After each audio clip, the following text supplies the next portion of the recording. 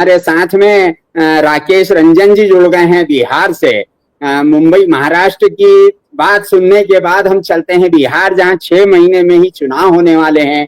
झारखंड से जुड़े हैं, झारखंड और बिहार एक ही है। तो बिहार के चुनाव को लेकर क्या चल रहा है, क्या स्थितियां बन रही है और किस तरह से भारतीय जनता पार्टी और नीतीश कुमार का राजग गठबंधन जिस तरह से बिहार के अंदर पूरी सत्ता को वापस से चाहता है।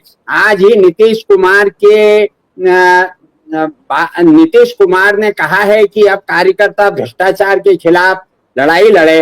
उस पर शिवानंद तिवारी की प्रतिक्रिया है, जो राजग के नेता हैं, राजद के। उनका कहना है कि 20 साल में जो सरकार भ्रष्टाचार खत्म नहीं कर पाई, आज भ्रष्टाचार को खत्म करने की कोशिश कर रही है। तो हम जानना चाहेंगे राकेश रंजन जी से कि क्या स्थिति है बिहार की। जी नमस्कार।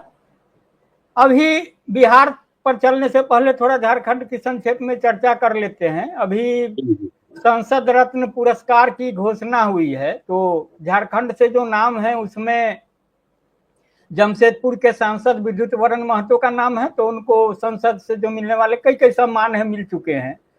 लेकिन एक नाम है निशिकांत दुबे का, गोड्डा से सांसद होते हैं। निशिकांत दुबे की अपनी खास पहचान है संसद से बाहर भी।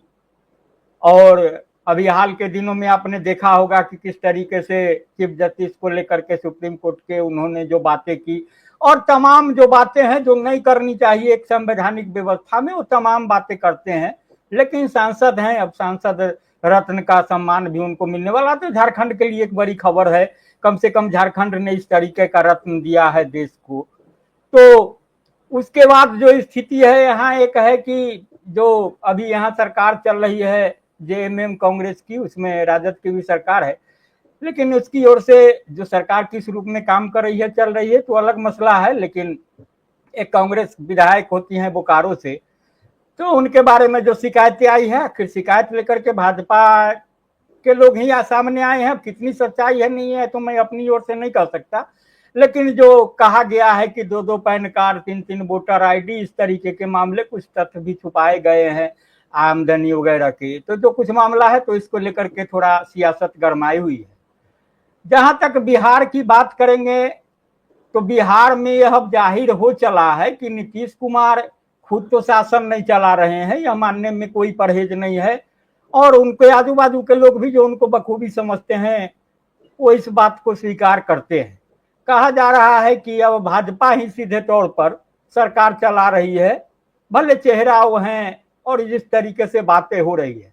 यही कारण है कि अब जो चुनाव हो रहे हैं और भाजपा जिस तरीके से अंदरूनी तैयारी कर रही है नीतीश कुमार को किनारे लगाने की और जिन सवालों को आगे करना चाहती है, तो लोगों से सीधे तौर पर उसे जब उन्हें जवाब मिलने लगता है कि भैया सरकार तो आप ही चला रहे हैं, वो चेहरा है। तो जो भी नाकामियां नीतीश कुमार की है 20 साल की, उसमें लालू जी को थोड़ा जो कुछ हिस्सा रहा है उसको किनारे करिए, मैंने 20 साल का हिस्सा उससे, तो फिर तो आप साथ हैं। तो फिर हम नीतीश कुमार को क्यों कर खारिज करें, क्या करें नहीं करें। क्योंकि जो भ्रष्टाचार का मामला होता है और जो एनडीए का खेमा है, जब वो जंगल राज की बात आज भी करता है 20 साल शासन करने के बाद भी, तो जो जंगल राज की जो तथाकथित जंगल राज की परिस्थितियां थी उसमें और इस मंगल राज और कुशासन में क्या, सुशासन में क्या फर्क है। जहां मुख्यमंत्री 20 साल शासन करने के बाद, अभी आपने शिवानंद तिवारी की चर्चा की, कह रहे हैं कि भ्रष्टाचार पर अब कोई समझौता नहीं होगा। अरे भैया अब इस बार अब आएंगे कि नहीं, आप सरकार में क्या करेंगे, अब नहीं समझौता करके आप क्या करने वाले हैं, नहीं करने वाले हैं। ये 20 साल तक आपको क्या किया। और खास तौर से नीतीश कुमार जो चेहरा है, या शिवानंद तिवारी भी रहे हैं, उनके साथ में रहे हैं उस दौर में। हमको याद है जब लालू प्रसाद के खिलाफ चारा घोटाले के जांच का मामला था और सीबीआई जांच कराने की मांग हुई थी और उससे कुछ इस तरीके की तकनीकी पेश थी, तो सुप्रीम कोर्ट जाने वाले कौन लोग थे, हाई कोर्ट जाकर, हाई कोर्ट के निर्देश पर सीबीआई की जांच हुई थी, तमाम चीजें हुई थी पशुपालन घोटाला की। तो यही नीतीश कुमार, आप किस कायदे से भ्रष्टाचार की बात कर रहे हैं। जो भी खास उनके आईएएस आईपीएस जो भी लोग रहे हैं, जिनको एक चेहरे के तौर पर पेश किया गया है सुशासन का, तमाम लोग भ्रष्टाचार में हैं। अभी हाल ही संजीव हंस आईएएस हैं, वो जेल गए हैं, इस तरीके की बात है। तो कुल मिला के जो मुद्दों की बात है, अब कहा जा रहा है कि जो बिहार नीतीश कुमार ने 20 साल में बनाया है, अब उस बिहार में जो कुछ भी पीछे से चली आ रही परंपरागत तरीके से जो भी ताकतें हैं, ताकत मतलब जो शिक्षा के क्षेत्र में, स्वास्थ्य के क्षेत्र में, विभिन्न क्षेत्रों में जो कुछ काम करने वाले लोग हैं, अब बस 2-4 साल मुश्किल से चलने वाले हैं। उसके बाद जहां बिहार आज की तारीख में खड़ा है, उससे भी कितना पीछे खड़ा हो जाएगा, क्योंकि जमीन पर जो कुछ काम होना था मुकम्मल तरीके से, यहाँ सड़कें जरूर बनी है, बड़ी बड़ी बिल्डिंगें जरूर बनी है, स्कूल की इमारत जरूर बन गई है, स्कूल में शिक्षक जरूर बहाल हो गए हैं, नए नए निजी विश्वविद्यालय खुल गए हैं। नीतीश कुमार ने एक अपने सपनों के सरकारी विश्वविद्यालय पाटलिपुत्रा की भी स्थापना की थी।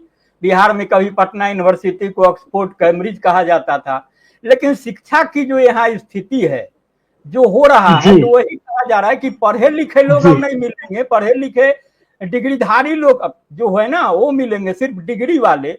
और फिर जो बिहार कहा जाता है ज्ञान की भूमि और तमाम भूमि, इस रूप में पिछड़ेगा। और समीकरण की बात है तो नीतीश कुमार की पार्टी के खुद अध्यक्ष रहे हैं आरसीपी सिंह, जो पिछले दिनों भाजपा में गए थे, बाद में उन्होंने अपनी पार्टी बनाई थी। प्रशांत किशोर जो तथाकथित बड़े रणनीतिकार है, उन्होंने अपनी पार्टी बनाई, वो भी नीतीश कुमार की पार्टी के उपाध्यक्ष रहे हैं। अब दोनों ने हाथ मिलाया है, जो कभी आजू बाजू चला करते थे। तो इन दोनों के हाथ मिलाने से भाजपा को उम्मीद है कि अब कम से कम नीतीश कुमार को जो ठिकाने लगाना है, तो हम इस बार हम आसानी से लगा ले सकते हैं, अघोषित रूप से उनके सहयोग से। तो कुल मिला के यहाँ स्थिति यही है। अब देखिए, अभी तो समय समय जिस तरीके से आगे बढ़ रहा है चुनाव के करीब बिहार, तो बहुत बातें खुल रही है, बहुत बातें सामने आ रही है और रोचकता बढ़ती जा रही है। जी धन्यवाद राकेश रंजन जी। हमारे साथ